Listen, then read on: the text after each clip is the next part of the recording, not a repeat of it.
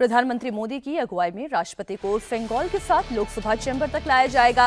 इस बीच सेंगोल को लेकर एक नया विवाद हो गया है।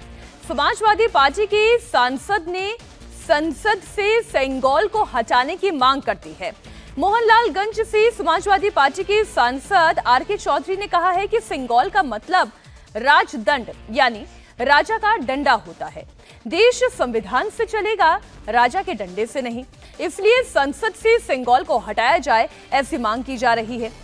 सपा सांसद ने मांग की है कि संसद से सेंगोल को हटाकर उसकी जगह संविधान की प्रति लगाई जाए। सेंगोल तमिल भाषा का शब्द है, उसका हिंदी माने है राजदंड। राजदंड का और हिंदी माने है राजा की छड़ी। राजा की छड़ी और माने है राजा का डंडा। कभी राजा जब अपने दरबार में बैठता था तो फैसला करता था, एक डंडा पीटता था, छड़ी पीटता था। अब इस देश में 555 राजाओं को सरेंडर करके ये देश आज़ाद हुआ है। और अब हर वो व्यक्ति, चाहे महिला हो चाहे पुरुष हो, अगर बालिग है और वोट का अधिकार रखता है तो उसके एक एक वोट से इस देश में शासन प्रशासन चलेगा, ये तय हो गया है। तो अब देश संविधान चलेगा, न कि राजा का डंडा चलेगा। तो इसलिए हमारी मांग है कि अगर लोकतंत्र बचाना है तो संसद भवन से सेंगोल को हटाना है। ये आचार्य जी, संविधान की प्रति तो संसद भवन में रखी ही जाती हो, पार्लियामेंट में रखी ही जाती रही है। हमने भी देखा हर बार जब प्रधानमंत्री नरेंद्र मोदी चुनकर संसद भवन पहुंचते हैं तो वो संविधान के प्रति को अपने मस्तक पर लगाते हैं। लेकिन रही बात सेंगोल की, तो ये जो बात कही जा रही है कि सेंगोल मतलब क्रूड लैंग्वेज में बोला जाए तो राजा का डंडा, इसे कैसे इंटरप्रेट करेगी जनता?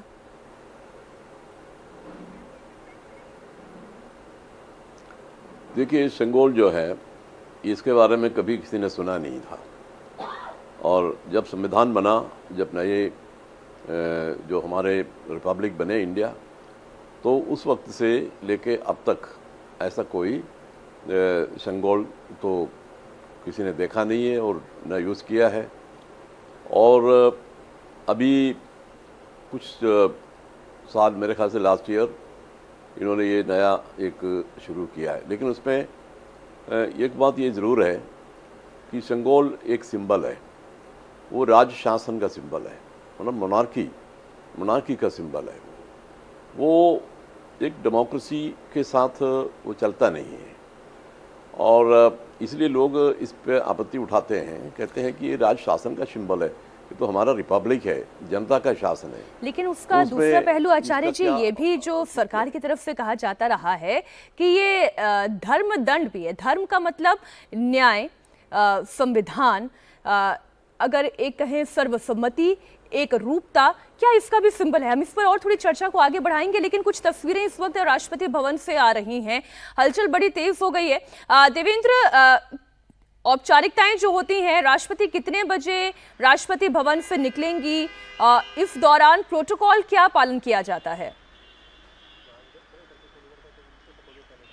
देखिए, वहाँ से तकरीबन 10:30 के आसपास उनका काफ़िला निकलेगा। हालांकि अभी बारिश हो रही है, अभी तो रुकी हुई है, लेकिन आज बारिश दिल्ली में बहुत ज़्यादा ज़ोरदार बारिश हुई थी, तो उसके चलते थोड़ा बहुत कार्यक्रम में फेरबदल कुछ मिनटों का हो सकता है। लेकिन 10:30 बजे के लगभग महामहिम राष्ट्रपति वहाँ से निकलने वाली हैं। और पार्लियामेंट जब वो आएंगी तो पार्लियामेंट में सभी जो पार्लियामेंट के शीर्ष गणमान्य हैं, उपराष्ट्रपति, लोकसभा अध्यक्ष, ये सारे वहाँ में मौजूद रहेंगे, प्रधानमंत्री, और उनको वहाँ से रिसीव करके फिर लोकसभा चैम्बर में लाया जाएगा। पुराने संसद भवन की जो बिल्डिंग थी उसमें ये अभिभाषण सेंट्रल हॉल में होता था।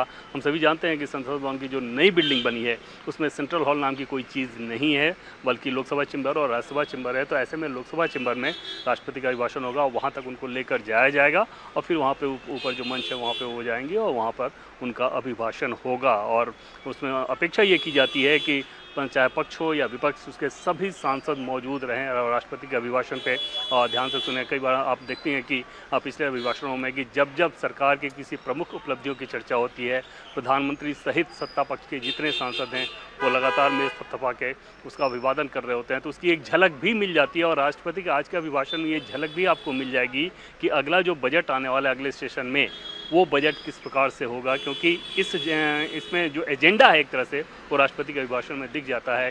कैबिनेट से मंजूरी दी जाती है राष्ट्रपति के अभिभाषण को, और उस हिसाब से आगे क्या कुछ करने वाली सरकार, आज उसकी एक झलकी भी नजर आ जाएगी राष्ट्रपति के अभिभाषण में। पहले की बात तो होगी ही होगी। ये अभी भाषण शुरू हुआ नहीं है, लेकिन विवाद पहले शुरू हो गया है। विवाद इस लिहाज से सेंगोल को लेकर एक विवाद खड़ा किया गया है। समाजवादी पार्टी के सांसद ये कह रहे हैं कि सेंगोल जो है वो राजा के डंडे के प्रतीक है, तो डंडे से तो देश चलता नहीं है, वो संविधान से चलता है। देखिए, वो बहुत सतही तौर पर शायद उन्होंने इसका अर्थ समझा होगा, या हो सकता है आरोप लगाने के लिए उन्होंने इस तरह का तर्क गढ़ा और समझते ठीक तरीके से हो, ये अलग बात है। क्योंकि इसमें आप देखें तो वो एक न्याय के प्रतीक के तौर पे वो दंड है। जैसे ऊपर नंदी की जो मूर्ति होती है और उसकी लगातार जो निगाहें, वो न्याय की दृष्टा के तौर पे कि अनवरत न्याय का शासन हो, उस प्रतीक के तौर पे इसका इस्तेमाल किया जाता रहा है।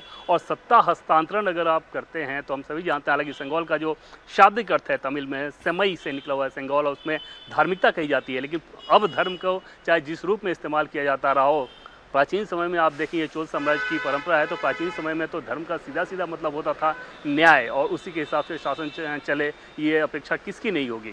तो हालांकि सेंगोल जब यहाँ पे प्रतिस्थापित किया गया था, तब भी आपने देखा होगा कि कुछ दलों ने इसका विरोध किया था, लेकिन निश्चित तौर पर अपोजिशन के लिहाज से बात करें, समाजवादी पार्टी ने भले ही इस बात को कहा हो, डीएमके के सांसद निश्चित तौर पर इस बात से मुतमईन नहीं होंगे, वो बिल्कुल भी संतुष्ट नहीं होंगे इस बात से।